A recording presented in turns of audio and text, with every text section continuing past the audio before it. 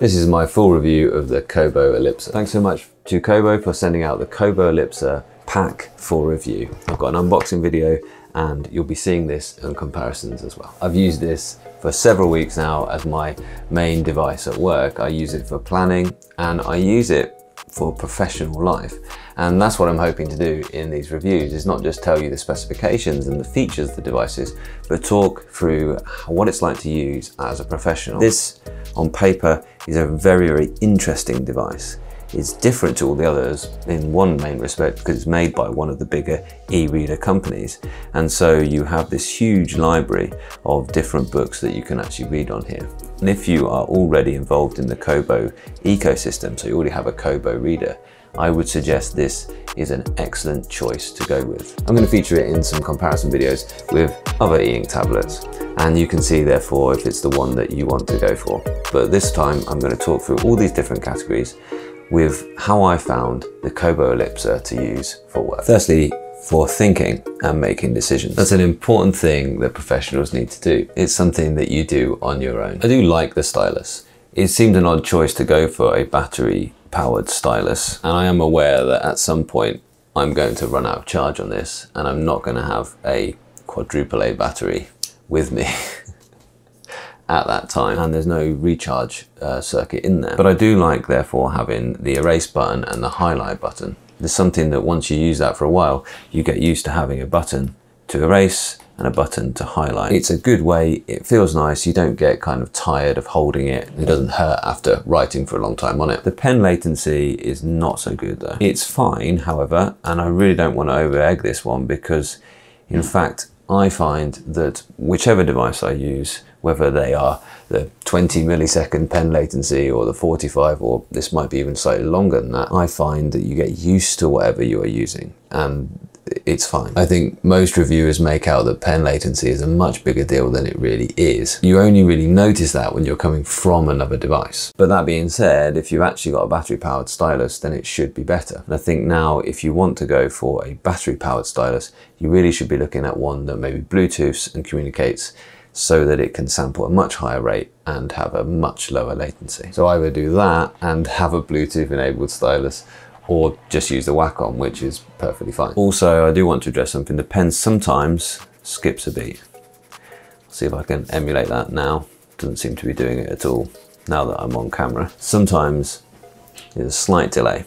I think largely after erasing, there you are. And certainly when it's about to do its refresh, it sometimes misses a beat. But I don't seem to emulate it now, but I bet we'll see it at some point during this review. And that can be a little bit annoying, especially this, I'm talking about thinking here. And sometimes when you have to actually think, oh, that was a bit of a frustration that it didn't write down what I wanted it to immediately, that can be a bit annoying. So if you're looking for something that's purely about making notes and giving you freedom to think, then that can be a bit of a frustration. Also, the palm rejection is not always perfect. Seems to be okay this time, but I had to actually change the settings such that it didn't do a page turn with a single tap because I was accidentally tapping it and turning the page here, and it needs now a swipe to do a page turn. Much less likely to do an accidental page turn. Again, it's something that sometimes takes a bit of getting used to. The menus are always here kind of in the corners, so that's my suggestion there basically. If you find that annoying, then just go ahead and disable the single touch page turn. The next category I want to talk about is communication, which for professionals is all about working with your team. This is really going to come down to the standout feature of the Kobo, which is the Advanced Notebook. The Advanced Notebook is really a way to create Word documents, because that's how you're going to get them off the device in any case. You're going to get them through the Dropbox as a Word document. And it's really good because you can actually create freehand drawings, equations, and diagrams as well. And I've already said that I'm so impressed with the handwriting recognition. I think it is the best integrated handwriting recognition that there is. For me, it's the standout feature of this whole notepad. It's accurate and it's easy to edit as well if it does make mistakes. What I would suggest that they do with this feature though is that they just work out a way to do that processing in the background so that you can actually write the next line straight away. This Advanced Notebook is the reason to buy this device over another. If you know that this is something that you would use and use well, then go with the Kobo Elipsa. It's also the feature that they should develop for the next device. Perhaps they could add things like tables or spreadsheet elements into this section here. So although you can't specifically communicate straight off this device, you could have a shared Dropbox which you could actually receive these files into and work as a team on those. Again, what I really want them to do is to make the handwriting recognition occur in the background so that you could essentially just tap tap and then start writing your next thought as it was doing. But you can see it's not slow, you can see it's pretty snappy, but really some way of making it not interrupt the flow of your thinking would be very, very useful. Now I did say at the top of the video that we'd see some slight laggy moments with this, and you can see it happening just there.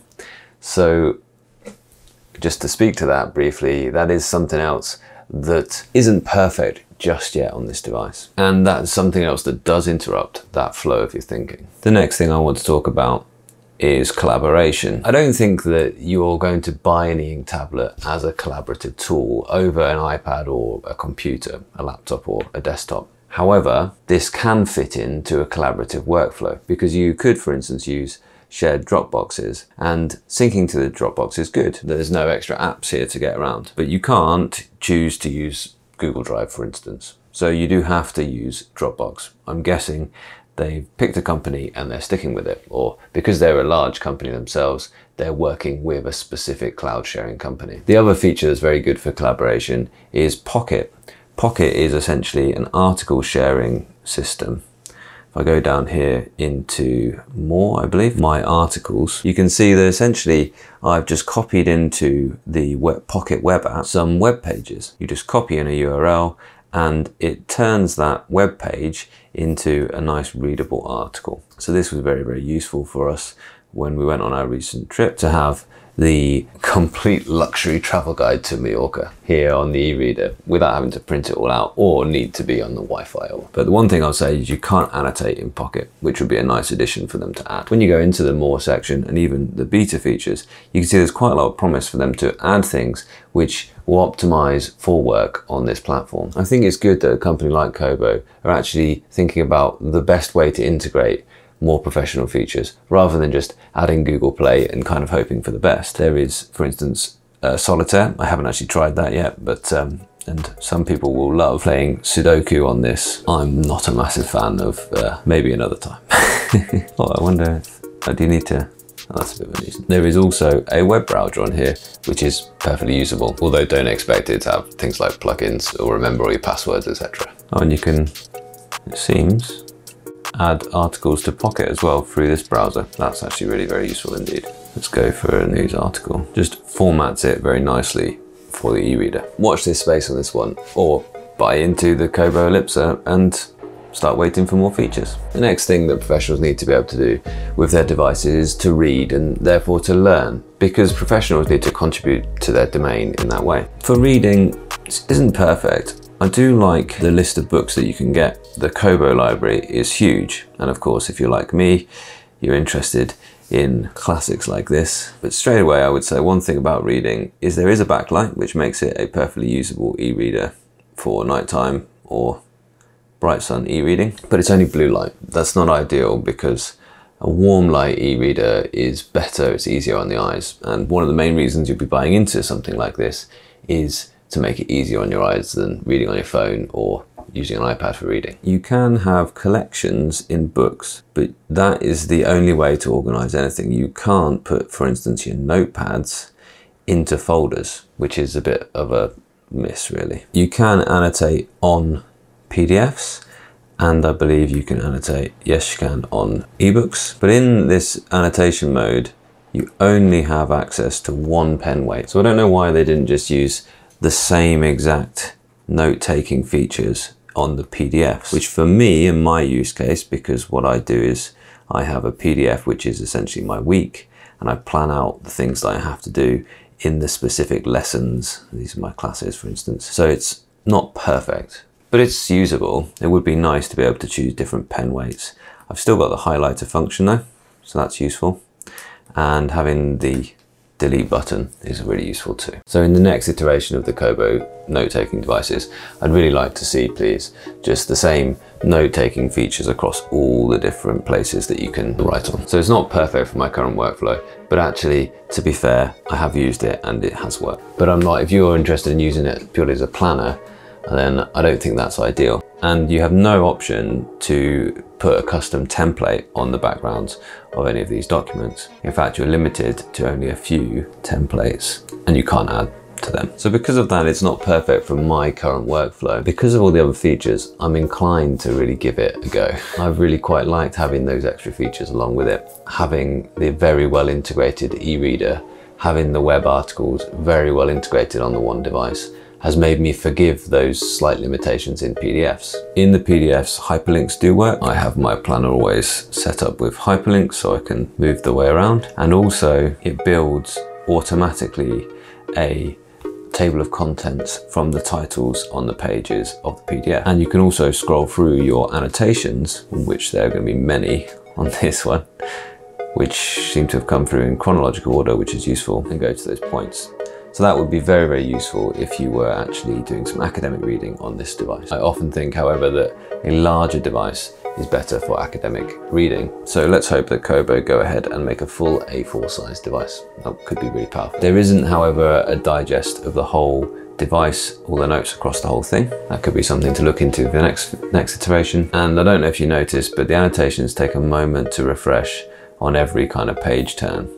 And although that's not a massive deal, for most of your uses will be annotations on books, it is something that is a slight delay. It's the little things like this though that I hope can be fixed in some update. The Kobo library is huge. That is one of the strengths of this device. It also has audiobooks and overdrive, and it can link to Bluetooth headphones or speaker devices. Although I don't know why you'd necessarily use this instead of your phone. And as I said, the Pocket web app is pretty seamless really, although I want to be able to annotate the same everywhere on the device. The next thing is about being productive. It's about being well planned and organized. One thing that they could really use straight away to make this better would be to give you more templates. At this point, you only have square, lined, dotted, or blank as your background templates. You can't add your own. So I've been having to do a bit of a workaround by making my template, my planner template, into a PDF and then using the PDF as my planner. However, it could be a really simple thing just to give you the option of either uploading your own backgrounds or just going ahead and giving you a weekly planner, monthly planner, something that you can actually add to this to allow you to turn it into a really useful planner. There's also no way to like copy and select and paste this text. That text is there, it's done. The only thing I can do with it is delete it, highlight it. I can't copy it and use it again. And that's a big miss. I'm going to say that really they should have looked to Remarkable and made sure their notebooks could do at least what Remarkable could do, because that is a bare minimum. So let's hope once again for an update they can maybe make a really well thought out calendar or a planner that can integrate with something that you already use, because that is something that they have done well. They have thought about these features, and especially for the advanced notebook, they've done an incredible job of thinking about the features that you might want to use as a professional. I think it's fantastic. So use the power of the large company at Kobo to make some really useful additions to this to make it an amazing planner as well as a reader. The next thing to discuss that professionals need to do is to innovate and create. This one is a massively important one for me. Now, it depends what type of creative you are, but one thing I'll say straight away is there is no pencil tool. The tools are pretty limited. You do have a fountain pen, looks like that. A calligraphy pen.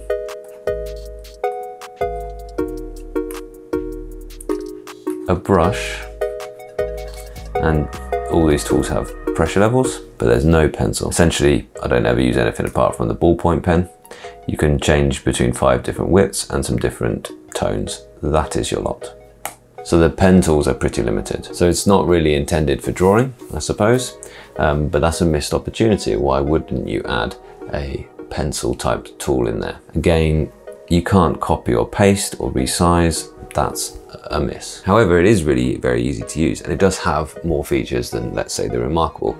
And that is a good thing, because a lot of people, these tools could get in the way if they were complicated to use. Now for me, it's so straightforward to use that it's going to be a really good thing for getting that creative, doing that synergy, working on new projects, coming up with ideas that I think is so important. And I've talked about the advanced notebook feature quite a lot, and it's a great place for you to begin your thinking, and then to actually have that, download that onto a computer, onto the full Word app, and then you can work up that idea, you can format your document and share it out there as a fully polished piece of work. So for me, as a start point for those good ideas, this could be a really useful tool. It does have what I'm looking for in an e-ink tablet, which is a great balance between the ease of use and the functionality. For creative professionals, especially for writers, this is an excellent choice. And for so long, the Supernote has been the king for writers, and I wonder if it now has some competition. Perhaps you'd like to see a comparison video between the Supernote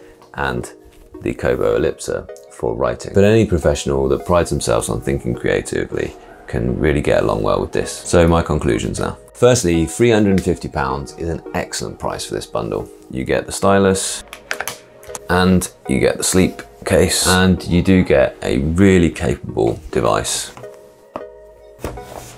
The other benefit is that you can actually go and see these in store, and if they've got a demo copy out, you can actually get that, you could practice it, you could try out the different features, and you could see whether this is the device for you. It's a great first go from Kobo. It's a great first generation note-taking e-reader. I'm really looking forward to seeing what Kobo come up with in the next few years, and how they use software updates to make this even more powerful, because the current utilization is nowhere near what the hardware can actually do. Some simple software changes could actually make this excellent. And I would 100% recommend this to you if you already use a Kobo e-reader, because you'll already have that library and this can just seamlessly integrate with that. I was wondering when I first picked this up if the plasticky design would be a little bit of a problem, but I actually don't dislike that at all. And I did think that the case itself was a bit chunky, but you know, I don't mind that either. It's, you know, it's like a clipboard almost.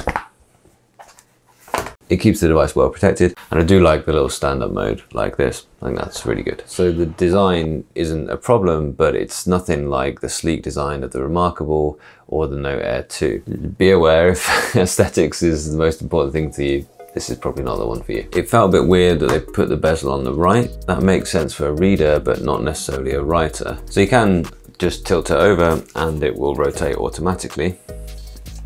And so now you can hold it in your left hand. In fact, the flip cover of the case can be fully reversed, and so in whatever orientation you wish to use the device, it will still line up with the charging port and the power button indent, something that I hadn't realized until I was editing this review. This stand-up function means it could be a really useful desk planner. However, they really do need, if that's a use they're going for, they need to have a proper planner template and maybe an integrated calendar. Perhaps if they actually add email as well, it could make it much more powerful for professionals, especially given it has that excellent handwriting recognition. So Kobo, if you're listening, try to think about this not just as an e-reader with a stylus for note-taking, but try to think about it as a replacement for a whole diary or a planner, a filofax type of notebook that, you know, then you're going to see the different functions that you can add to it to make it really powerful for professional people. Currently, it's a really easy to use e-reader with a stylus, and I could see this for an academic person or a professional person